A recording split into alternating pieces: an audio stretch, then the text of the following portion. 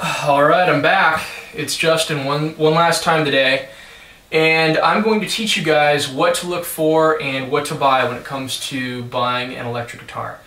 So first of all, you want to have some sort of guitar experience. You want to have started on an acoustic guitar. That's what I definitely recommend.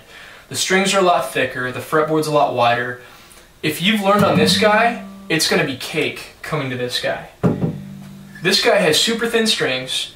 Or electric guitar strings are generally thinner than acoustic guitar strings. The fretboard's narrower, which means that it's less room for you to travel on the fretboard. The fretboard actually is a little bit different too. I think it's personally easier to slide around, to move around. Electric guitars are great. Okay, the biggest thing to look for, and I talked about this in my acoustic guitar lesson when it comes to buying acoustic guitars, but find an electric guitar that you fall in love with.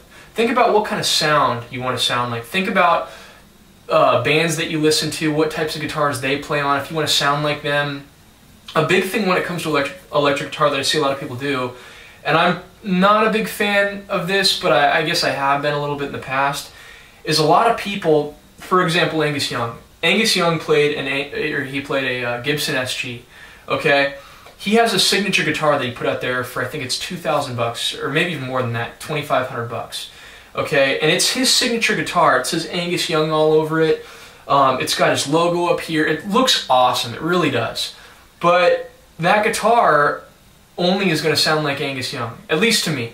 You know, if you're on stage playing a concert and you've got all this Angus Young crap all over your guitar, you're going to only identify with that musician, which he's a great musician, but be your own musician. You know, come up with a guitar that's kind of basic and you put your own spin on it, okay? Change the pickups. Change some of the hardware. You can, you know, change your knobs to be gold, put a sticker right here, do whatever you want. It really doesn't matter. I mean, you probably want to keep the value of the guitar up, so, you know, if you had a sticker on there or something like that, it might, you know, devalue it, but still, be your own musician. Okay, so when it comes to picking an electric guitar, know your sound, do a little bit of research on your pickups, because that's what gives it the sound right there, these guys inside here. You can always interchange these. You can buy new ones at Guitar Center. Seymour Duncan's a huge manufacturer of pickups. These guys are interchangeable, so you can always change those. So think about which ones come with the guitar right off the bat. Fender usually has, this is a Fender Strat, and it usually has a pretty bright sound. Some of the songs that really make me think of Fender Strats and the pickups that are generally in Fender Strats, a lot of punk, a lot of Green Day, for newer stuff, older stuff, Steve Miller Band, Leonard Skinner, kind of that country kind of pop or country bright kind of bluesy sound. A little bit older than that, if you go to the bridge position and switch this to playing the bridge position, you can you know, kind of have a bluesier, more of a classic rock, hard rock sound. It's very, very broad. So know the sound that you want to shoot for.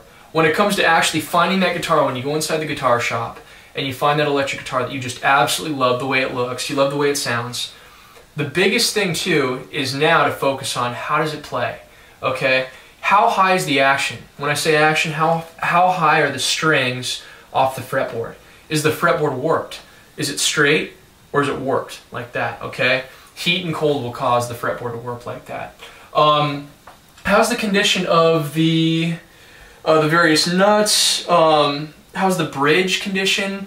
Let's see, the knobs, are there any dents in the knobs? A lot of times these things, just because they're heavier, they get dropped all the time. You want to make sure there's no dings, dents.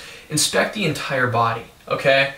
Once you inspect the entire body, you know, it plays okay, you want to make sure you plug it in.